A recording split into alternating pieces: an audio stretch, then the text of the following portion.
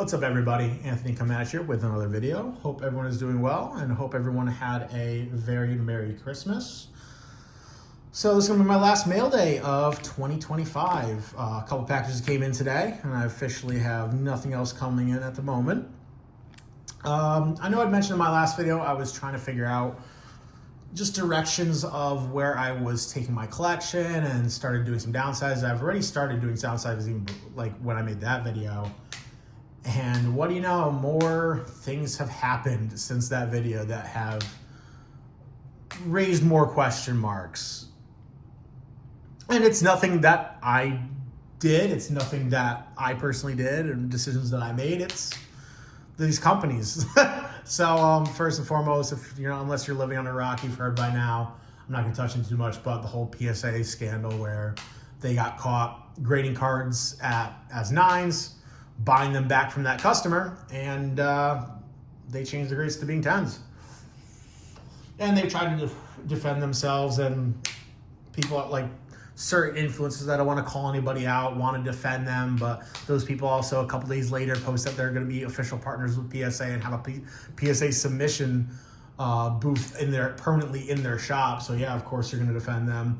But I personally don't think it's a one-time thing. This is just the time that they happen to get caught.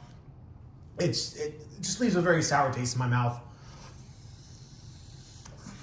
So with that being said, any cards that I have graded by PSA, I've already started to sell. Any cards that I want to keep, perfect example being the Rob Gronkowski Contenders Gold that I literally just purchased. That will be cracked out. I will be not submitting to Beckett for the time being as well because they were just recently bought out by the collection group that owns PSA. And now the FTC is currently investigating them. So there's just a lot of issues going on with them. And I don't want to give them my money. So I don't believe anything. I don't stand for what they're doing. We built the hobby, not them, at the end of the day. If it wasn't for us, they wouldn't be here. So the other thing, which people has not really traveled as much as I thought it would, mainly just because I feel like unless you're in a certain bubble, the soccer bubble, you wouldn't hear about that. But Topps Definitive was released. First of the new Topps Definitive Soccer, highly anticipated product, especially for myself. I actually had money set aside for a specific card once I saw that he was in the checklist. Fun enough, that one specific card I was looking for was a rookie patch autograph, or excuse me, like not a second year patch autograph of a certain player for my team. And his cards had jerseys that were clearly replica jerseys. When it comes to soccer, you can, as a fan, you're buying replica jerseys versus game jerseys. So it has to do with the design. The replica jerseys are going to have embroidered patches, whereas game jerseys have more of like a screen on. Well, they had replica jerseys in the player that I was going to buy, as well as one of the biggest names in the product, being Jude Bellingham.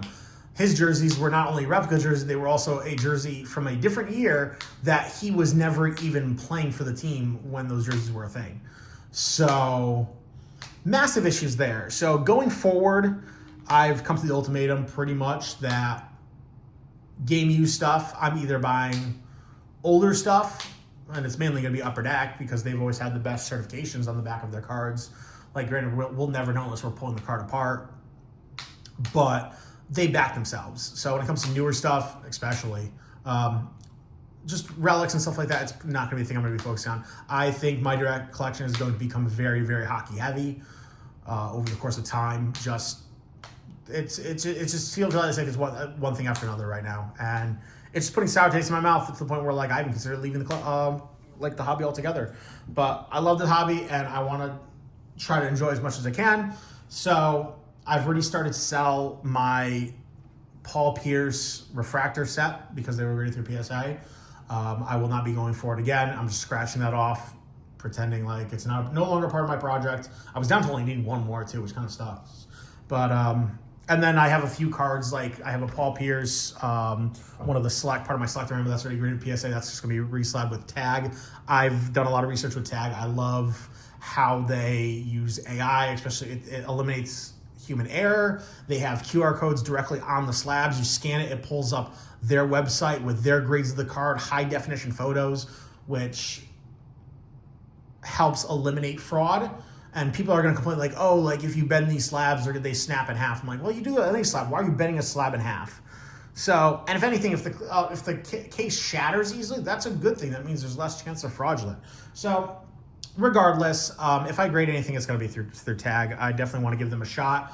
Probably within the next couple weeks here, I have a stack of cards that I want to get submitted through tag. Just try them out. So, less rambling. Let's get to some cards. And yeah, see what I've been kind of picking up lately and what I'm going to be focused on picking up. First off, got a big stack here. I do this blowout Secret Santa every single year over on Blowout Forums. And guy just sent me a buffet of cards for the collection. So I'm just going to rifle through these as quickly as possible. So he touched on the Patriots collection, got a Brandon Spikes autograph. Remember this running back duo from years back. I mean, Patriots went through running backs like nothing. It was like a never-ending turnstile. But Shane Vereen and Stephon Ridley back from 2011. Got a rookie sweaters, Ramondre Stevenson. Mr. Can't hold on to the ball, save his life. I think we're going to be seeing a lot more of Trayvon Henderson throughout the next year, for sure. And then a nice Donruss rated rookie of Drake May. Then we got a bunch of Bruins stuff, which is super appreciated, especially with me wanting to go hockey heavy right now. Got a the Winter Classic banners of David Pastrnak. Got a rookie flashbacks relic of Charlie McAvoy.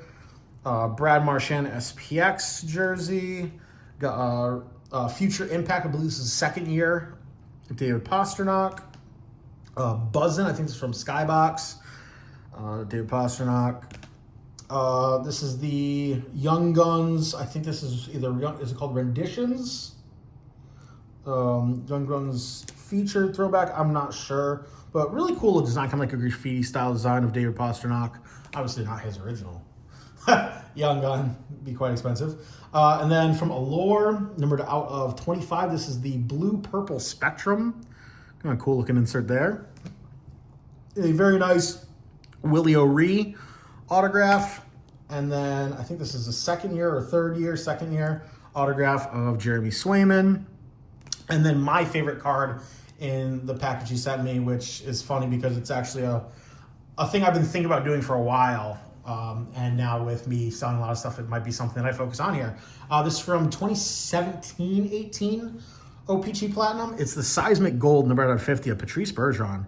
So that is awesome. What I've been considering doing lately, especially with selling how much stuff I have, is doing a master set of every single year of OPG Platinum and getting every single Bruin, basically, specifically the Seismic Golds. So very happy about that. That's super awesome. So I really appreciate that. Then we're going to go right into pickups. First one for the Derek Jeter project, newly started.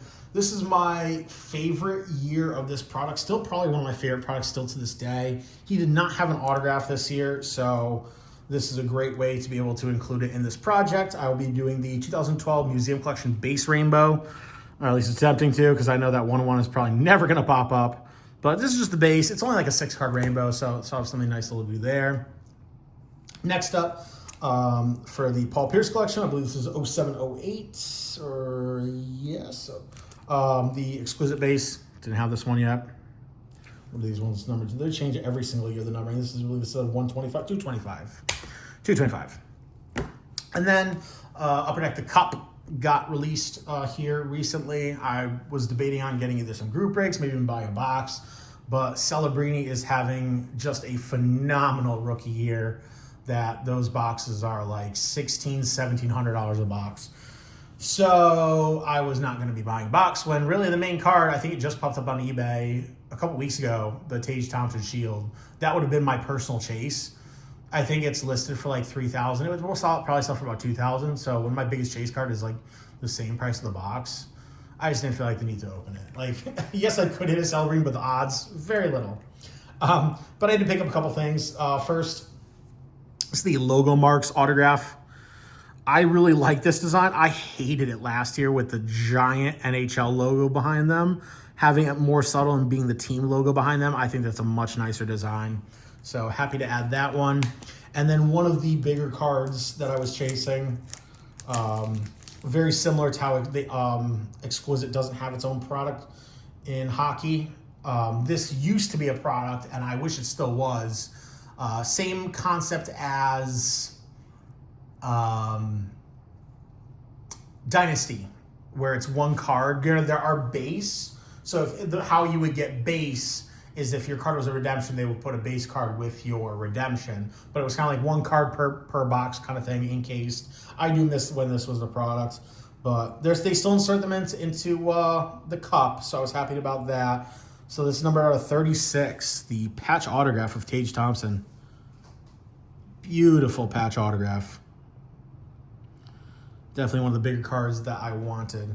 And with me having more of a focus on hockey now, for sure, I might be chasing the Patrice Bergeron as well. That would be an awesome one to get. I absolutely love the Splendor.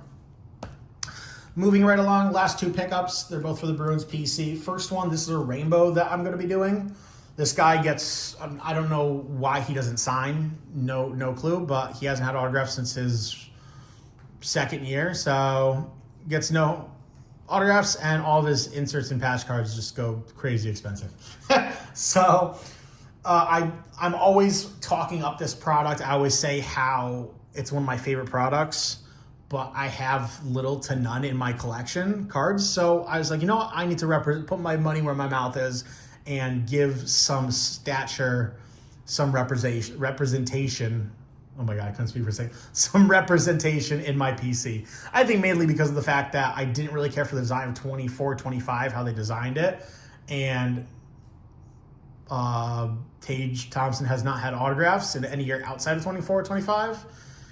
And Bruins-wise, it's pretty much been just a ton of Brad Marchand cards to chase the past 6 years. So this is from 23-24 stature, so it was done as an update this year. I'm going to be attempting this rainbow, and what's nice is there's no one-on-one to chase. That card would be way too expensive, but starting off strong with the green, numbered out of 375 of David Pastrnak. Like I said, stature are some of my favorite modern designs.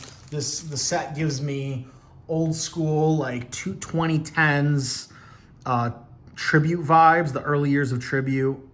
I think that's just a beautiful, beautiful card. I'm super excited to attempt that rainbow. I know a black to 10, which is the shortest printed, recently sold for about 150, which I think was low. I was kind of upset when I saw that low, because I think a purple to 25 sold for like 200.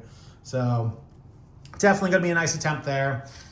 And the last card of the pickups is one of those cards that when I started focusing on hockey, this was one of the cards that was on my personal checklist. So very happy to add it. Been looking for this one for a while. This was from 2019-2020, the Cup. The dual signature renditions of Ray Bourque and Cam Neely. Absolutely stunning card there. Super happy I added them to my collection.